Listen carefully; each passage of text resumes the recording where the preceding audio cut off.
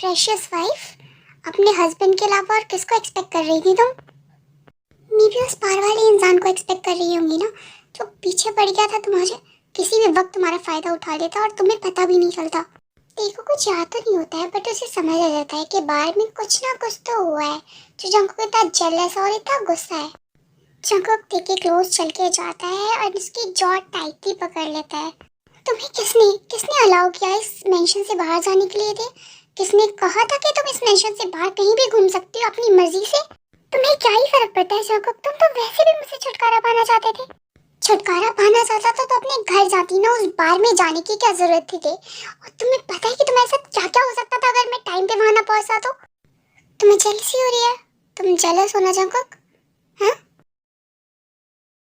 अच्छा लगा, खुशी हुई जब उस इंसान ने मुझे टच किया था, जब वो मेरे पास था? हुई थी तुम्हें खुशी? नहीं हुई ना, है ना? ऐसा ही मुझे फील हुआ था जंकुक, जब तुम्हारे ऑफिस में वो लड़की बोल रही थी कि तुम उसके हो, सिर्फ उसके हो, और पूरे ऑफिस के सामने उसने ये बोला, और तुमने क्या किया? तुमने वहाँ सबके सामने उसे मुझे ह्यूमिलेट करने दिया। तुमने कुछ नहीं बोला। उसने वो लंच बॉक्स मेरे ऊपर मारा, लेकिन तुमने कुछ नहीं बोला। तुम चुपचाप पकड़े रहे। मैं बहुत दुखी क्या, मैं ब्रोकन थी और मुझे टाइम चाहिए था, इसलिए मैं उस बार चली गई थी। तुम मुझे नहीं समझते, लेकिन मैं तुम्हें समझती हूँ। मैं समझती हूँ कि तुम्हें जेलसी होती है। मैं समझती हूँ कि तुम अभी भी मुझसे प्यार करते हो, जैसे मैं भी करती हूँ। आई नो कि तुम मुझे कभी नहीं समझ सकोगे, लेकिन मैं तुम्हें समझती हूँ और तुम्हारे गुस्से को भी समझती हूँ, और मैं तुम पे कभी गिव अप नहीं करूँगी, और इतना इसलिए तो बिल्कुल भी नहीं।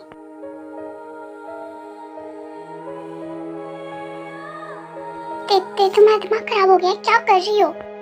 तुम्हें अपना बना रही हो जंकुक, सिर्फ अपना, क्योंकि तुम सिर्फ और सिर्फ मेरे हो, और मैं सिर्फ तुम्हारी। तेयांग प्लीज देखो, तुम बहुत रिग्रेट करोगी बाद में। मैं ऑलरेडी बहुत रिग्रेट कर चुकी हूँ, बहुत रिग्रेट। अभी तक मैं चाहे कितने भी एफर्ट्स कर लूँ, तुम्हारे वो स्कार्स जो है ना, वो कभी भर ही नहीं पा रहे, क्योंकि जो मैंने किया था बहुत बुरा था।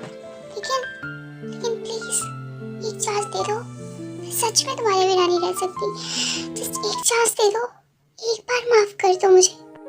ठीक है, ये तेरे के नेक पर किस करती है, एंड जंकुक बहुत ट्राई करता है कि वो ना पिघले, but at last he feel so good.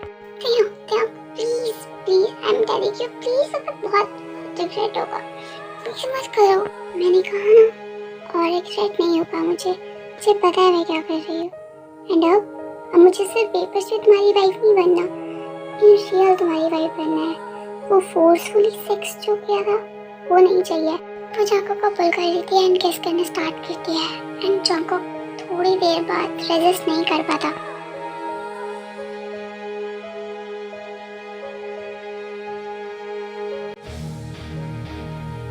Jungkook position को शिफ्ट कर लेता है, वो तेयांग के बिल्कुल ऊपर आ जाता है। वो देखो किस कर रहा होता है एंड उसके कपड़े भी रिमूव कर रहा होता है धीरे धीरे। एंड नाउ तेयांग मुस्कुराती है, क्योंकि उसे पता चल जाता है कि इस टाइम या उसका प्लान वर्क किया, प्लान के उसके एफर्ट्स वर्क करे।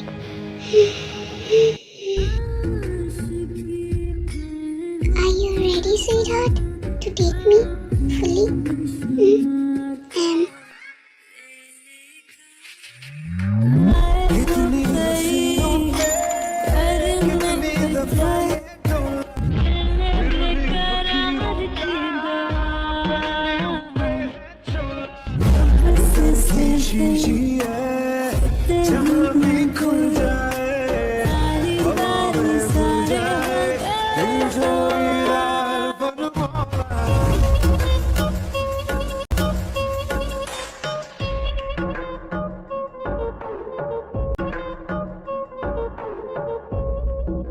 बहुत लॉन्ग वर्कआउट सेशन के बाद में जंकुक देख के जितनी भी लव बाइट्स की होती है उसने हर जगह वहाँ पर मेडिसिन लगा रहा होता है।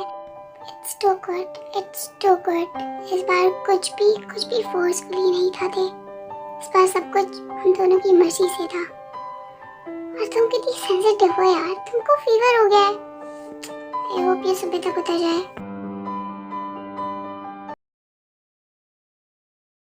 फाइनली मॉर्निंग हो जाती है एंड ते ऊपर सोई रहे होते हैं, पर जंगकुक नीचे न्यूज़पेपर रीड कर रहा होता है। तभी जिमिन एंड शुग एंटर करते हैं और जिमिन जंगकुक की तरफ ग्लेयर करती है एंड स्ट्रेट ते के रूम में चली जाती है।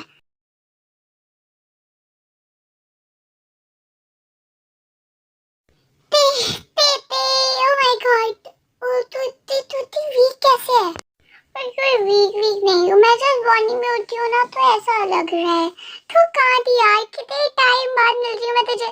थप्पड़ खाने वाले काम कर रही है ना तू, है ना? तू कहाँ चली गई थी? तुझे पता है मैं कितनी ज्यादा वरिड थी। मैं कहीं नहीं गई थी, मैं ठीक थी यार। तू ठीक नहीं थी, सुबह से मुझे पता चला है कि तुम बाहर में थी और अकेली। तुझे पता है कि कितना ज्यादा प्रॉब्लम हो जाता अगर जंगकुक नहीं पहुंचता उस टाइम। मुझे पता था कि वो आ जाएगा, मैं तभी आ गई थी। डोंट वरी यार, मैं बिल्कुल ठीक हूँ। हाँ ठीक है यार, कितनी वीक हो चुकी है। आई मिस माय चबी थे। तो कितनी अच्छी थी चबी सी, और अब इतनी थिन हो गई है। तिते आई मिस यू यार। ओल्ड थी, कितनी अच्छी थी, कितनी खुश रहती थी हमेशा। और आप देख लो जरा, हद है यार, इतनी सैड क्यों रहने लग गई है? अरे मैं अभी भी पुरानी पे ही हूँ, जस्ट एक्सप्रेस करने का मौका नहीं मिल रहा। मुझे लगता है कि मेरी लाइफ में एक नॉवल जैसी हो चुकी है, तो किसी को समझ ही नहीं आ पा रही है। अब बहुत ज्यादा ही सफरिंग है इसमें। नो नो, तू रो क्यों रही है यार? इट्स ओके, सब ठीक हो जाएगा। नहीं हो रहा चिमिन, नहीं हो रहा, कुछ भी ठीक नहीं हो रहा। मैं कितना भी ट्राई कर लूं, बट मेरी लाइफ मुझको बहुत ज्यादा सफर करा रही है। जब मैं इतनी छोटी सी थी तो मेरी मम्मा की डेथ हो गई। उसके बाद सब पसंद मेरे डैड थे, जो मेरे पास थे, जिन्होंने मुझसे बहुत प्यार किया था, और मैंने भी। लेकिन वो बिजनेस में इतना बिजी रहते थे कि मैं कहीं ना कहीं अकेली बढ़ गई, और तब मेरी लाइफ में जंगकुक आया एंड आई फील कि शायद सॉर्ट हो गया सब। जंगकुक ने सच में मेरा साथ दिया, मुझे जीना सिखाया, मुझे हंसना सिखाया, और मैंने सोचा था कि शायद हमारी लाइफ बहुत अच्छी चलेगी, हम शादी कर लेंगे, हमेशा साथ रहेंगे। लेकिन मुझे नहीं पता था कि मेरे डैड जंगकुक को इतना हेट करते हैं कि वो इतना गंदा गेम खेलेंगे हम दोनों की जिंदगी के साथ। मुझे जंगकुक पर विश्वास करना चाहिए था, उसका साथ देना चाहिए था। लेकिन सच में जिमिन में बहुत टूट गई थी। मुझे लगा कि मैंने अपने फादर और अपने प्यार दोनों को एक साथ खो दिया, और उनके अलावा मेरी जिंदगी में कोई नहीं था, कोई भी नहीं था। मुझ पे विश्वास कर, मैंने भी वो टाइम बहुत मुश्किल से निकाला है। और आई विश कि वो मुझे समझ पाए। कल रात आफ्टर मेकिंग लव वो चला गया, वो ऐसे चला गया जैसे कुछ हुआ ही नहीं। I don't know why, लेकिन तो मुझे ऐसा फील हो रहा है कि मेरे पास कोई रीजन नहीं है जीने के लिए। जो मैं किसके लिए जो मैं मेरे खुद के फादर ने मुझको धोखा दे दिया। मेरा जोको वो मुझसे हेट करता है, बहुत hate. I don't know what to do, I really don't know। ते बहुत फूट के रो रही होती है, और जिमिन उसे हग कर रही होती है, कंफर्ट करने की कोशिश कर रही होती है। प्रीति को इतना रोता हुआ देख के जिमिन की भी आंखें भर आती है, क्योंकि अपनी बेस्ट फ्रेंड को इतना रोता हुआ वो पहली बार देख रही होती है। एंड कोई और भी रूम के बाहर होता है, जो बहुत ही आइस के साथ ये सब सुन रहा होता है। ऊपर शायद आपको लग रहा होगा कि मैं बहुत ज्यादा बोल रही हूँ आपकी पर्सनल लाइफ को लेके, लेकिन बहुत हो गया। जब से मैं यहाँ आई हूँ सिर्फ और सिर्फ यही देख रही हूँ कि आप को इग्नोर करे जा रहे हो। हद हो गई है। टेकी सारी स्टोरी सुनने के बाद मुझे कहीं भी नहीं लगता कि टेकी इसमें कोई भी गलती थी। उसके फादर उसकी इकलौती होप थे, और उसे ये लगा था कि उसने उनको खो दिया है, जबकि उसे क्या पता था बेचारी को कि उसके फादर ने सारा गेम खेला था। उन्होंने अपनी फेक डेथ की न्यूज़ फैलाई और तेरे सामने ऐसा प्रेटेंड करा कि आप उसके किलर हैं, और उसके बाद में 5 साल तक गायब हो गए। तेरे को तो कुछ नहीं पता था ना, वो कैसे विश्वास कर ली थी। वो लिटरली 5 साल तक गायब हो गए थे, अपनी डॉटर की फिक्र नहीं करी कि वो कैसी है, कहाँ है। और उस टाइम पे तो पुलिस भी मैनिपुलेट हो गई थी, तो आप तेरे कैसे एक्सपेक्ट कर सकते हैं। ओपा विश्वास करिए, तूने भी बहुत सफर किया है। सब कुछ एक साथ एक समय पे खो देना क्या उसके लिए इजी था? उसके लिए तो सबसे ज्यादा टफ था ना। कुछ लोग इमोशनल फूल होते हैं, और हमें उनको समझने की जरूरत होती है। ये नहीं कि उन पे आप इतना रूड और हार्श बिहेव करो, बिल्कुल भी ये कोई रीजन नहीं है। और आपने भी तो उससे बदला लिया था ना। आपने फोर्सफुली उसको किडनैप कर लिया, उससे शादी करी। और आई एम सो सॉरी, लेकिन आपने उसका रेप भी करा उसके बिना परमिशन के। यू रेप्ड हर। सो सब कुछ तो आपने भी कर लिया। आपने भी तो अपना रिवेंज ले लिया ना, है ना। और सब कुछ जानने के बाद, सारी सच्चाई जानने के बाद भी थे आपको चूज कर रही है। आपसे माफी मांगने की कोशिश कर रही है, चाहती है कि सब ठीक हो जाए।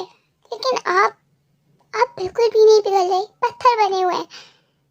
ते सच में बहुत वीक हो चुकी है। वो कितनी थकी हुई लगती है हर टाइम। और आपको पता है वो उसने क्या कहा था? उसने कहा उसने कहा कि उसके पास जीने का कोई रीजन नहीं बचा है, कोई वजह नहीं है उसके पास। ऊपर शायद हमें पता नहीं चलता कि लोग कितना सफर कर रहे हैं जब तक कि वो सुसाइड ना कर लें। जेनी, फॉर गॉड सेक, बेकार की बातें बोलने से पहले ना कुछ सोचा करो। आई एम सो सॉरी, मैं वर्ried थी इसलिए। आप दोनों ने बहुत सफर किया है, बस ध्यान रखें कि बाद में रिग्रेट ना हो।